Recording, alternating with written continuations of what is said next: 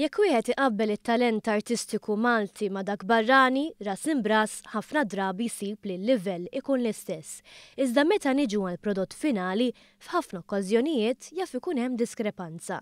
Ir-raġuni wara dan skont l-artisti infushom fosthom il-Majestro tal-Orkestra Nazzjonali Sigmund Mifsud huma n-nuqqas ta' finanzi allokati għal proġetti artistiċi u kulturali. Bla dubju aħna biex dejjem inqablu ruħna ma' barra minn Malta. Il-bottom line dejjem jibqa' kemm ikollok budgets biex tagħmel ċertu attivitajiet.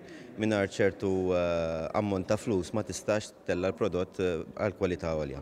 Ġifieri fl-aħħar mill-aħħar jekk ma jkunx hemm investiment qawwi f'kull proġett li jsir, f'kull attività, f'kull artist, il-prodott ma jistax jilħaq l-eċċellenza. Biex iħajjar iktar investiment privat fil-qasam artistiku u kulturali, il-Gvern l-erba' nieda inizjattiva għal kumpaniji privati li toffri tnaqqis fit-taxxa ta' 150% fuq l-ammonti mogħtija bħala donazzjonijiet lil għaqdiet volontarji jew mhux governattivi fis-settur tal-arti.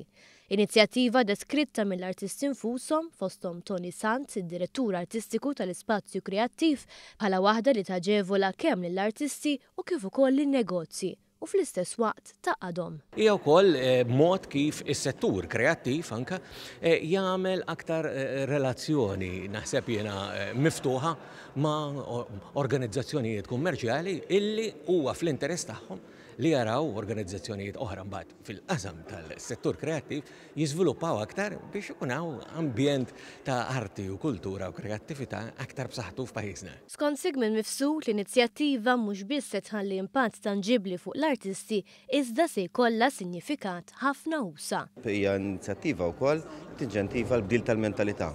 Jekk nieħdu eżempju barra minn Malta, ħafna orkestri jiġu sostnuti mis-settur privat. U skema bħal di qed tgħin biex ngħid biex tinbidel mentalità u nħajru s-settur privat jinvesti f'dan is-settur li tant għandu x'joffru lill-pajjiż.